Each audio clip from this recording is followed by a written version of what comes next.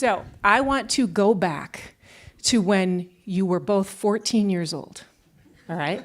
This is where we're going to start. That's a long way, old. Tiziana. I know. And there are two reasons. One, because you were not in culinary school yet. You started culinary school at 15, right? Yes. Right. So I want to go before culinary school. Sure. And because you have told me interesting things about what your music tastes were during that stage in your life that I think would surprise people. So we're going to go back to when you were 14. And I want you to think about two people, whether they were in your life or in the world, not in your life, who were really influential to you when you were 14 years old. And we can just start with one each, and if we maybe we'll grab this. Your 14-year-old year was more recent, so you start. Okay. My mother was extremely important in my life. My parents were divorced, and my father passed away when I was 9 or 10. So she had a huge influence on me, and to make me happy, although I had bad grades in school and so on, she was always upset with me. But to make me happy, she was cooking for me. And she was cooking amazing lunch and dinners and breakfast as well. And she spoiled me like that very much. And we had this very close relationship. But I also learned what good food was. And l'art de la table in French, which means beautiful china, silverwares, flowers, good wine, not for me, but for her, and things like that. What was the dish that she would make that most would just be your safe space? She was making an apple tart every day that I was eating every day after school. All right, Keith. Sounds dangerous. Two people, 14 or 15, right around there. Both of my parents were, of course, wonderful and extremely supportive, and I don't want to leave my mom out. She just passed this past June. So, but my father was a really amazing guy, and he was such a musician. I remember from my earliest memories of him whistling around the house, or him pulling out his trumpet, or him pulling out any instrument somehow he could seem to be able to figure out how to make music on. He was not educated in music because his parents were, Depression era parents. His father made a living for the entire family by repairing the neighbors' radios on their kitchen table for like 3 years in the early 1930s. And all of my father and his two brothers all went into the service because they all caught the end of World War II. But he wanted to play an instrument so badly that when his older brother went to work, his older brother came up with enough money to buy him a con trumpet. And lessons, which I think were 50 cents a lesson at that point. And he ended up, the height of his professional career was being a bugler on shipboard in the Navy in the waning months of World War II. So I think he was really a frustrated artist. He ended up being an IBM hardware engineer. So, I think he was very proud and extremely supportive because he saw some of himself in me. Was it ever painful for you at some moment in your career as you're going, right? And your father didn't have that opportunity. Was that ever painful for you? He never made it that way. I mean, he was a great guy. He's one of my favorite human beings. No, it was always he never used it as a cudgel. It was like, well, I gave you lessons. I couldn't afford. There was none of that. It was all about making sure I was aware of the opportunity I was being presented with, and that was true for him and my brother, for me and my brother. And the other one was my high school band director, back in the days of really strong public school music education programs. She, which was enough an anomaly of itself that it was a she in the 1970s, she was a trumpet player, and seems trumpet players are all over my life. And I was not a trumpet player. Have you ever played a trumpet? Well, I'll tell you that there's a great story with that too, but I'll just go on for. So anyway, Joan Tagai was her name, and she is the one who looked at me when I was a freshman, beginning my sophomore year, and said, "You should be the assistant conductor," and started giving me conducting lessons. And when she'd have to run down to the faculty meeting, she was like, "Keith, take over." I don't know what she saw, because it was years after that before I figured out that that was the direction I was going to go. But those two people were very important. And is there a second one for you, Eric, from that time? Yes, Paul Bocuse, Chef Paul Bocuse, because I was not studying in school. I was reading his recipes on his books at night, so therefore I had bad grades. And it's his fault. Because I was fascinated by La Cuisine du Marché, which was his first book, and other books that he had. And because of that, I ended up in a principal office with Mom, and he said, "Okay, your son has such a bad grades, he cannot continue, he's not going to go to high school, he has to go to a vocational school." And I was like, yeah. And I had to look sad, but I was not sad. And I say culinary school. So Paul Bocuse had a huge influence on me without knowing. All right, so from there, let's do this is an exercise I used to do when I facilitated a lot. Let's do your career in 4 moments, right? So sort of take us through your career as you think about the arc of it in 4 moments. It's just my turn, isn't it? Yes, it is. Wow. It's an easy one. 4 moments, yes. The first of them would be so long story short, I intended to go to law school after undergrad, and I did not do that, obviously, a little late now. And instead, I finished a degree in piano, another couple of degrees while I was at it. And my piano professor came up to me in my junior year and put his hand on my shoulder and said, "Did you ever think about conducting?" And what he meant by that was that it was obvious that I didn't think about practicing.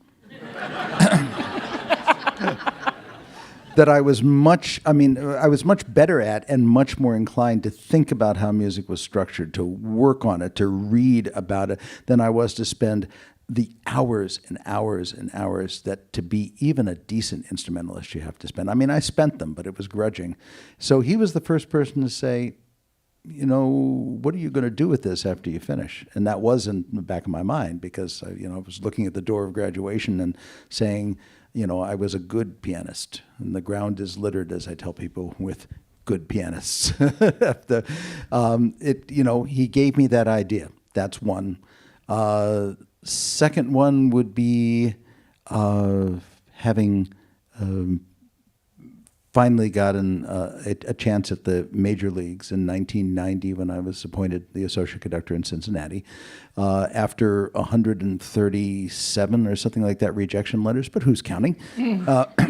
And I didn't have New York management. I couldn't get an audition. I finally had a situation where somebody who knew my work from somewhere else had been promoted into the Cincinnati Symphony's management, and they came by him and said, "Do you know anybody we're missing? Because we can't find anybody." And he said, "Yes, you should call him." So after all those rejections, I actually got called and asked to audition, which is a much better way to do things. Starting there, there are very many talented people in any art form who never get a chance, who don't have that chance open up. And I had a teacher who told me in Aspen in 1980, he said, "Just be ready. All of you will get at least one chance. If you don't walk through the door, you may never get a second one." And that was my chance. And once you got there in a big orchestral situation, people knew you. People called each other. And between the time I was hired as the backup quarterback in Cincinnati Symphony and Cincinnati Pops till the time I was conductor of the Boston Pops was 5 years. after of a good solid decade of nothing before that. Third would be February of 1995 when I came to Boston and to one of my favorite cities in America. And they actually asked me, this is a good story. They said they were concerned. They wanted a different model than John Williams. I mean, they had hired John specifically because they couldn't replace Arthur Fiedler, because Fiedler had been here forever and was so in the fabric of the society that they wanted somebody with some wow, some celebrity power. So they went back this time to the unknown and figured they would once again have somebody who was, interwoven with the place. So they were very concerned that I wouldn't do what John did, which was take a suite in the Four Seasons Hotel and stay here for like 3 weeks and then go back to LA. He was an LA cat, still is. And so they said, are you willing to move here? And I looked at it and I said, I'm living in Covington, Kentucky, overlooking Cincinnati. I said, if you want to, I won't even go back for my stuff to stay here. And I'm not sure, I'd like to think that the fourth major moment in my career hasn't happened yet, so I don't know what it is. Nice.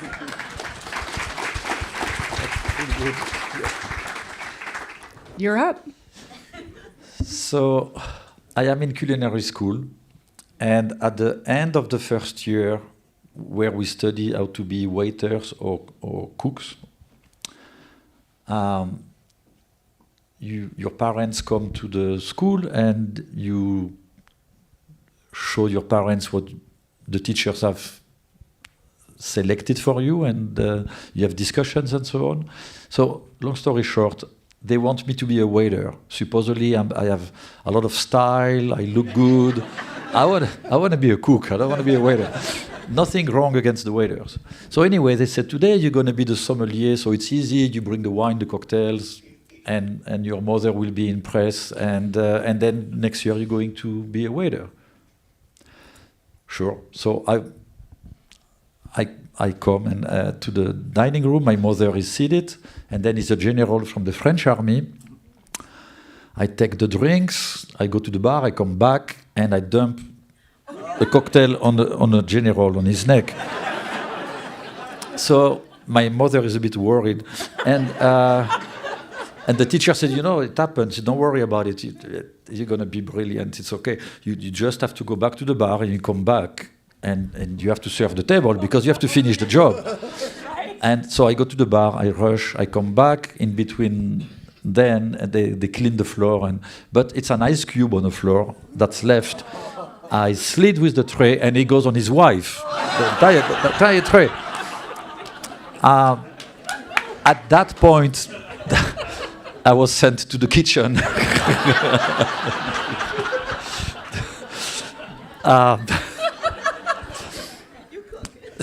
I hope that's true. No, it's I mean, it's in a school they have it on the wall. Another defining moment. I'm 17. I graduated from culinary school. I really believe that I did well, and I'm going to La Tour d'Argent, celebrating the 400-year anniversary at that time, 1982. Very, very fancy, for those of you who might not know. Okay. And I walk in the kitchen, and I'm going to impress them, of course. And they ask me to cut some shallots. I cut myself after 30 seconds. So then they ask me to go get some herbs, chervil or something, and I ask what it is. And then they're like, where are you from? And then finally they find me an easy job. They're like, you're going to make an hollandaise sauce. And I said, and I have made hollandaise sauce 2 times in my life in school. I'm brilliant. And I say, how many yolks? So 32 yolks. Okay. And I make an omelette. And I ended up in a chef office. And he said, what do? We fire you, or you're going to change? And I said, no, I'm going to do it. So from that moment, I really worked really, really hard to make it. He sent me 2 years later to Joël Robuchon, who was one of the best chefs in France at the time. And Joël Robuchon was extremely, extremely demanding and very tough. But it was a defining moment in my career because he decided. Well, I did 1 year with him, and then in France we had to do the military duties. It was mandatory, and I was happy because I escaped his kitchen. On my last day, I received a call. You know, we had a cabin in the middle of the military house or whatever, and they said, you know, Joël Robuchon called you. I thought it was a joke. It was him. He asked me to come back, and I said to him, I need to think about it. He said, oh yeah, you have 1 minute and a half. So I had to say yes, and I went back, and he put me in a fish station that helped me tremendously when I walked into Le Bernardin in 1991, which is basically a gigantic fish station. Thank you. Thank you. So before I go where I'd like to go next, I'll bring in an audience question here, and it's about reversing roles. And so, Keith, if you had the skills and talents of a master chef, what's the dish you would most find thrilling to cook? That's an interesting thought. I would love, well, two things that I always marvel that chefs can make. One of them is a good souffle that doesn't, because I've tried a couple of times. And one of them is beef Wellington, which is extraordinarily difficult to make. And the other thing I would like to make, and the one person my mother made the best angel food cake ever. So light. I remember the one time that she put it up on the stand, you know, and one time one of the ingredients was past its prime and the thing fell out of the pan. And I remember that as being the worst moment in my mother's life. I think, something around those things. But I really enjoy eating, perhaps a bit too much sometimes. And I do like to cook. I say that, and my wife snorts. And I said, I didn't say I was any good at it. I said, I like it. And of course, the audience question for you is, if you had the skills of a master conductor, what piece of music would you enjoy conducting? Doesn't have to be classical, by the way. Go Pink Floyd. Go Pink Floyd. No, no, I'm going there. Dark Side of the Moon. There we go. You know, Eric, really, if you're interested, I have a concert in 2 hours. If you Perfect. So, you know, we start with those early influences because they often give us a little glimpse into who you might be as leaders, as people who inspire others. So I want to jump all the way to the other end now, and I'm going to show a couple of videos. We'll start with a video of you, Eric. If you could bring up the Eric Ripert fish video, that'd be great. Not the waiter. Although we pay money to see that. Bien? Hoy? Llegó bien? Yeah, it's fresh.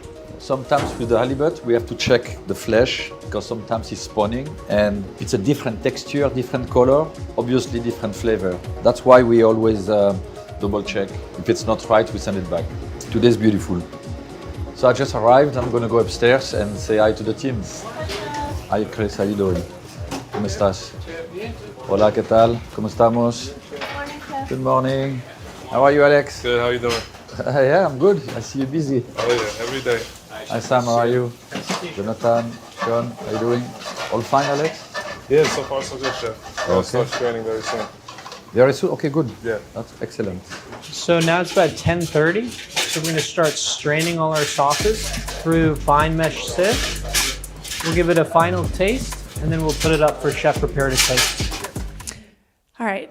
So, Keith, other than that making you hungry, because it certainly made me hungry, very much so. what really stood out as you watch another leader at their craft? What really stood out to you? You know, of course, this is a quick slice in time, but what stood out to me, and I was thinking about the kind of things you might ask either of us, was the the amount of individual support offered by the leader to the people on their team. I think people have similar, and they've been exacerbated by people's portrayals on television, but people have similar ideas of leadership for both master chefs and conductors, and that is the tyrant model, the screaming and throwing things. I think Jamie Oliver perhaps has had something to do with that taking off, but the old style Leopold Stokowski sort of "you out of my sight" sort of conductor. I think good leaders have realized that leadership model is antiquated, the one based on fear, and it really only results at best in a kind of a pale representation. What you really want to do as a good leader is pick really good people and empower them to do their very best, because you can't do all of it. It's not like you're up here doing this and they're bending to your will and doing exactly what you would do. You need to make each one of them feel challenged and feel rewarded for being successful. Or otherwise you have a team that's basically working against you or working with you with their teeth clenched. Now, Eric, it's interesting that Keith emphasized that, because that is a story that you tell. This journey of leadership from models that you'd had earlier in your career who were that angry chef versus. Yes, for so sure. talk a little more about that. Well, my generation, at least in Europe, was educated by chefs that were little dictators, and they were glorified for their misbehavior and for their anger and their abuse. And when you are angry, it's not a quality, it's a weakness. And instead of glorifying that, it takes years and years of convincing people that they are wrong to be treating their team like that, because the team is scared, and obviously a cook who's shaking like that not going to do a better job than someone who's inspired. However, when I left my mentors, and some of them were very abusive, like physical, I mean, punching us in the shoulders and kicking us and throwing plates and things like that. When I came to the US, I had my first chef position. I was not physical because it's not me, but I was emulating some of my previous chef by being verbally abusive and by having my tantrum and throwing plates, not at the cooks, but on the floor and so on. And I woke up one day because I was miserable, my team was miserable, and I had this moment.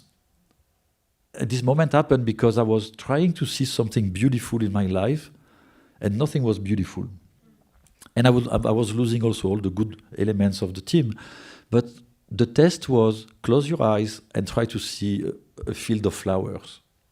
It was no flowers. It was dark. And I realized that at that moment something happened. I realized I was on my sofa at home, that I was totally wrong, and I had to completely change and mentor the team and nurture the team and stop those behaviors. And it took me some time because I trained a lot of sous chefs to be like me. And then when I came back the day after and I said, "Hey guys, we are wrong, we have to be nice now," they were like... That must have been a tough conversation. They didn't believe me, so it took some time, but I'm very, very proud and grateful to the team today, but proud to have completely changed and to have inspired generation of cooks to be inspirational and kind to their team. Thank you.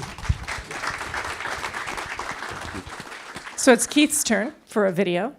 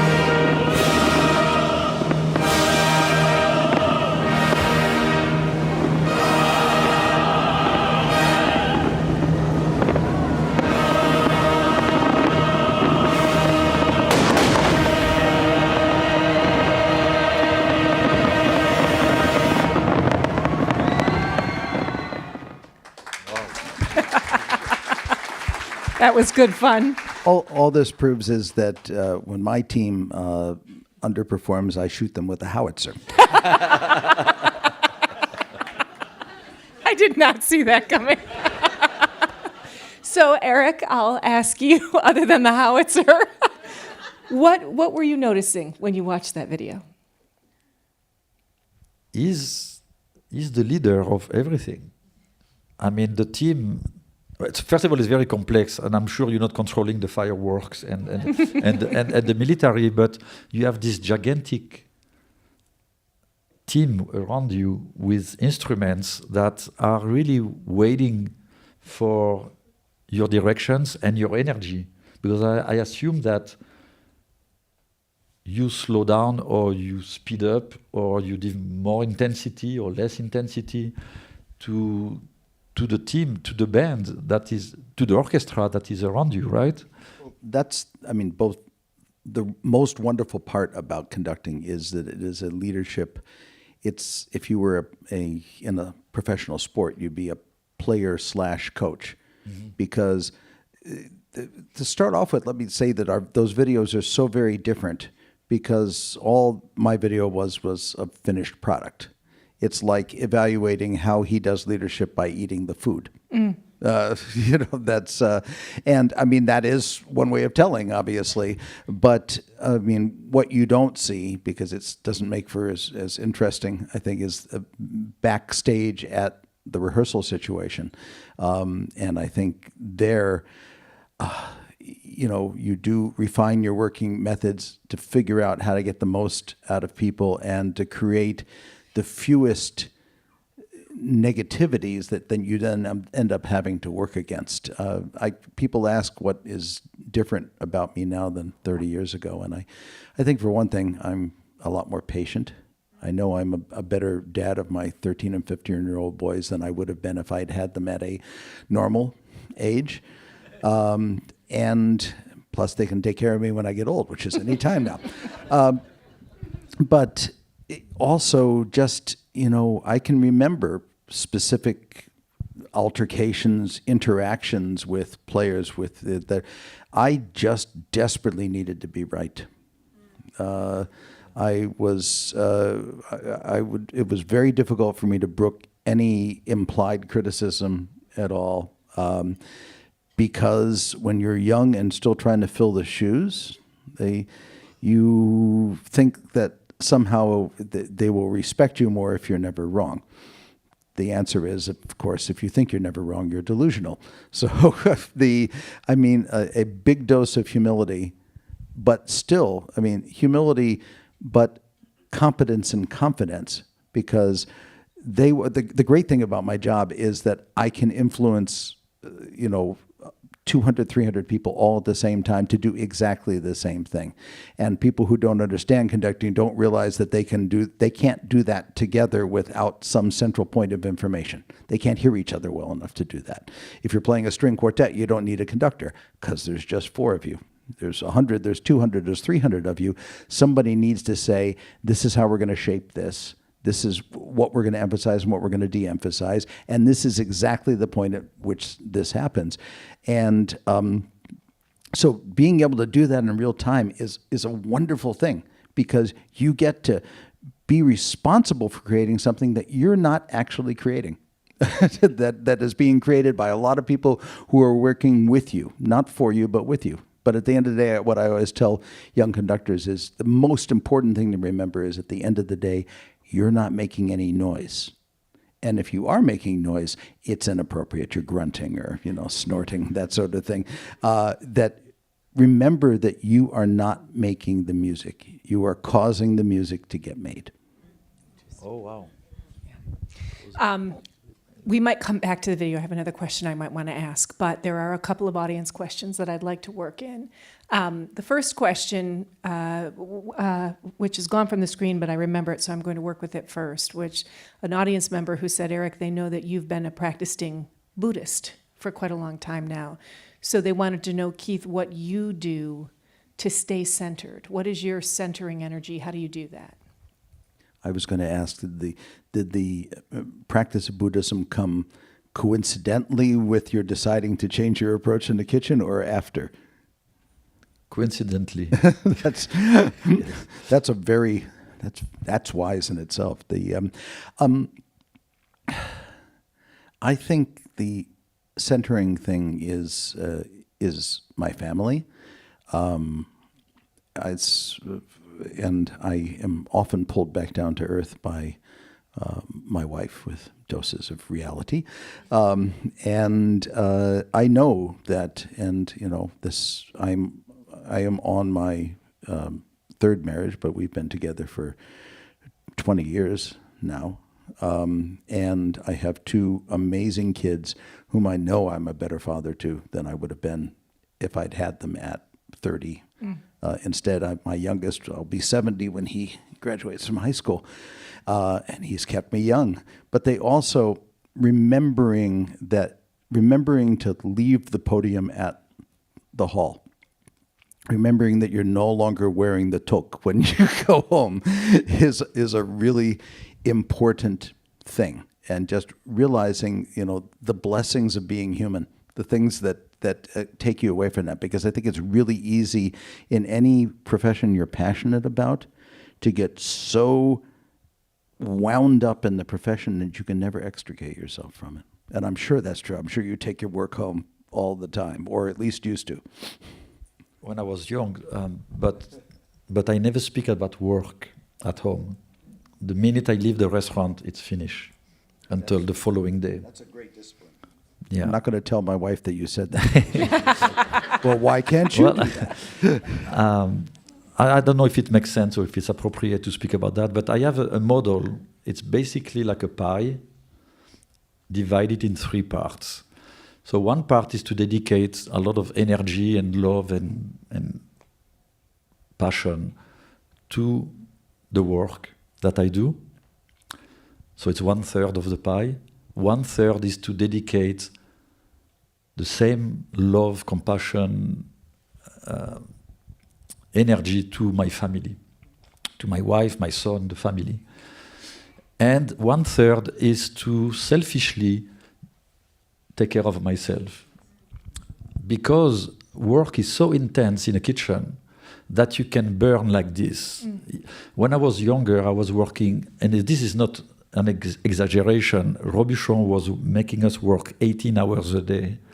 So basically we had 6 hours to go home, take a shower or not, and come back. We were taking showers.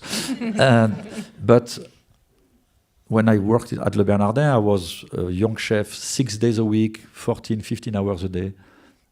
At the end, you don't see well, you burned.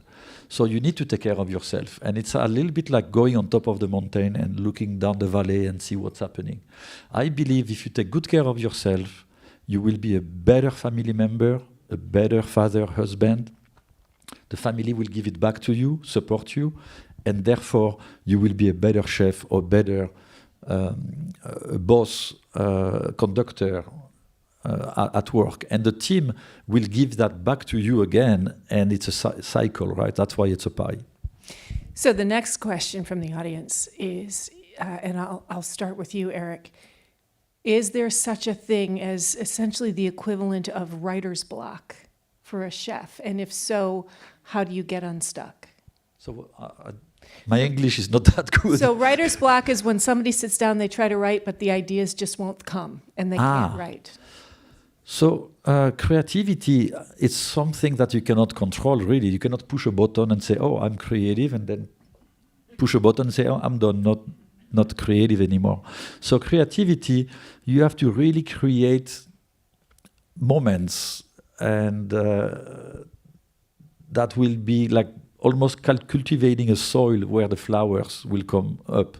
And you create those moments that are helping you to be creative. The fact that I am in New York, I'm very lucky because I am going to many other restaurants, trying food from chefs from all over the world, seeing new techniques, trying new flavors, seeing new ingredients, and so on. I have the luck to travel as well, and it's the same. So it helps me for my creativity. But you need a certain discipline. If not, one day you just block. So I think interacting with the world and being very, very open to what you see helps you to create. It's like a sponge. How about you, Keith? I'm mesmerized by the answers. Actually, it's beautifully put. Thank you. I'm Yes, glad you sure. understand my English. Yeah, come to the concert.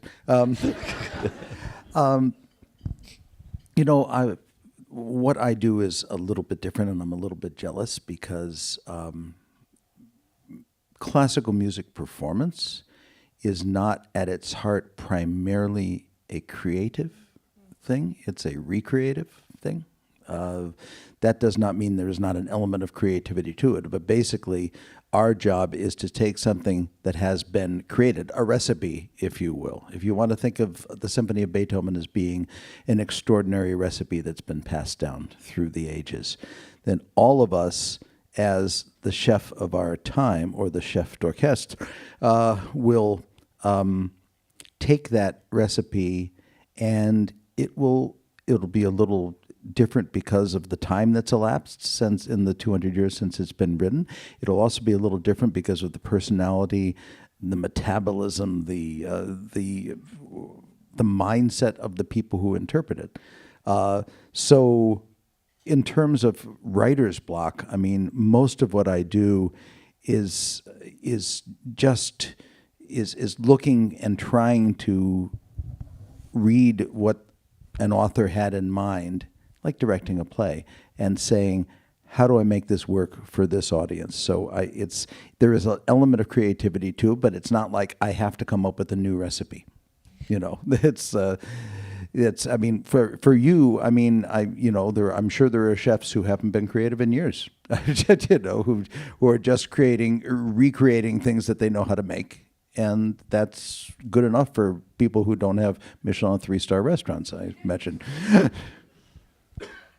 I don't know what to say, but I'm sure you can be creative, right? I mean, you have to be creative. Well, I mean, but there are different. I mean, a lot of what I feel I do that is creative is in terms of is presentation. It's how we're offering music to the audience. It's writing, it's scripting things, it's writing the presentations.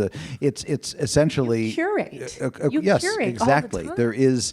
There is that, but also, and the creativity or the challenge in it is going beyond the 200 pieces that you could do in your sleep, and saying, wow, I have this opportunity to do Mahler 7th Symphony again.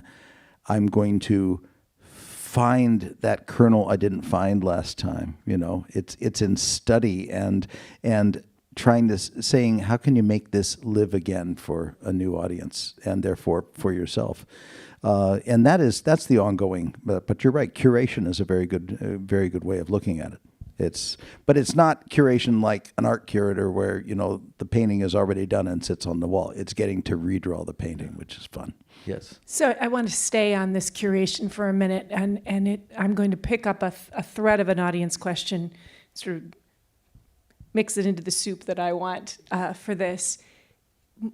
In the times that I've spoken with you on air, one of the things that we've talked about, Keith, is you'll be designing the Pride concert. And you'll think a lot about who the guest artists are going to be, what music you want to choose.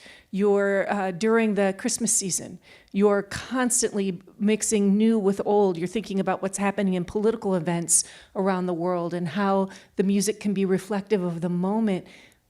I also think about you in that way when I think about curation, and it seems you do quite a bit of that. Well, the Pops is a unique opportunity to do that, because we are not bound by the kind of traditional, as we say in the trade, overture, concerto, intermission, symphony sort of way of doing business. And actually, people are getting, by and large, unbound by that these days anyway, and even in very traditional symphonic spheres like the Boston Symphony, for instance, there's a lot more experimenting with the way that we put programs together and the way that we try to bring people into what we're doing.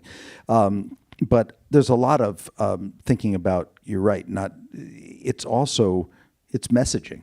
It's, what do you want this concert to say?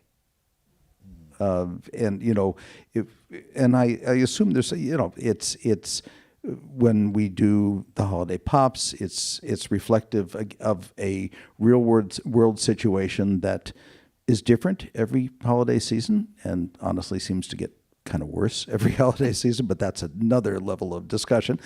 And what do you want people to leave with? I mean, we use music to uplift ourselves and to put us into a better place and make us realize that there is hope for the future and there is beauty in the world sometimes which doesn't seem particularly beautiful. And how do you want to manifest that in your audience, in 2,000 people at a time over, you know, 45 concerts in the month of December? And that's really fun work. I really enjoy doing that. But I also enjoy, you know, I think most artists, any artist who tells you that they do what they do just for the sake of the audience is lying. Mm. And anybody who tells you that they do it just for themselves is a narcissist. The answer is both of those things. We do it because it's something that excites us, it gives us joy, it's something that we realize that we have a gift to do well, and therefore we want to be able to do that and have people say, wow, that's a great thing you've made, and we're like, here, enjoy this, you know, and then they get to share it, and you get the satisfaction of doing what you do well. Bring that into the restaurant, the things we just heard from Keith. Well, I cannot let the clients influence the style of cooking that we have. Of course, if some of our clients have allergies or some dislikes, we can tweak things here and there. But our menu is a reflection of the creativity of the team and myself, and we have a style. However, where it's not a compromise, but where we connect with the client in a sense and give a lot of power to the client to decide for his experience, is when the waiters read the mind of the client and the sommeliers, and they know that person is a wine collector just like that, by body language, by the way they look at the wine list. And they know that person is going to go for a wine that is very special and probably very expensive, or they're going to read the mind of the client and know that that person is not going to spend a lot of money on wine. And we have at the restaurant people who are coming for different experiences. People are foodies, so what they are interested is about the food, and they want to speak to the waiter, and they want a picture with the chef, and they want a lot of things that are related to the life of the restaurant. And we have people who come for a birthday celebration, people who come for in business. Some people are in love and they don't really care so much about the food. And then we have to leave them alone. And so but it's very important for us to deliver an experience to those clients that they are looking for, keeping our soul, not changing who we are. It's a little bit similar to what you said, yeah. Yes. You're offering, I mean, what seems on the outside to be the same experience to everyone, but it meets everybody in different places depending on where they are when they're receiving the experience. Yes. And it's not that difficult. I mean, when I walk in a dining room, if I see someone looking at me, following me like this, I know that person is interested to speak to me or wants a picture. And if I walk in a dining room and I know to go back in the kitchen. Someone left his hand, I go in like, where's the bathroom? I know it's not. It happens so many times.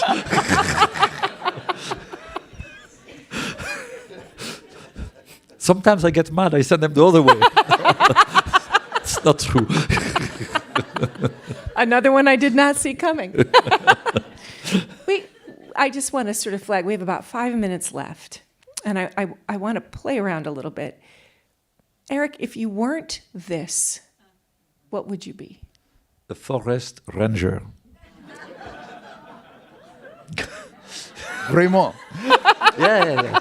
Yes, because I grew up in Andorra, which is a very small country in the Pyrenees between France and Spain, and where ski is mandatory when you go to school, which is good. You miss one day of class. But I love going to the mountains and climbing and hiking and sleeping overnight by the lakes and catching fish and being in contact with nature. And actually, when I was in the principal office with Mom, one of the options, they asked me the same question. They say, "What if you don't go to culinary school because your grades are so bad? What do you want to do?" And I say, "I want to be a forest ranger." And actually, you have to have better grades to be a forest ranger than to go to culinary school. So, All right, so do you still have the photo that was on the screens when we walked in here for sound check? It's not a forest ranger, but somebody in the front row just went, "Is it a forest ranger?" No, you don't still have it. It was a picture of the bases of redwood trees. yes. And you were gobsmacked Yes. by the picture. And that makes so much more sense now. Yes, and I told you, I said, when you touch them, That's right. they're so soft. And Yeah. I didn't tell you that I kissed them too. Which also makes so much more sense now. So, Keith, if you weren't this, I'd want to be an author and a non-frustrated author, which is a difficult position. I love words. I always have. I think that's why I was the kid of my mother was an advanced degree mathematician. My father was a hardware engineer for IBM, and they didn't get me in many profound ways, but loved me anyway. But I couldn't stand any of that. I loved words. I loved the power of words. I loved the emotional impact of words. And for me, the only thing that's greater about music is that it can directly communicate emotive content without the barrier of language. But I would like to be Shakespeare. Probably not happening, but Can try. all right, last question for each of you, I think. Something you love, that might surprise us. Keith, actually, do you want to go first? Something you love that might surprise us. Cheez-Its.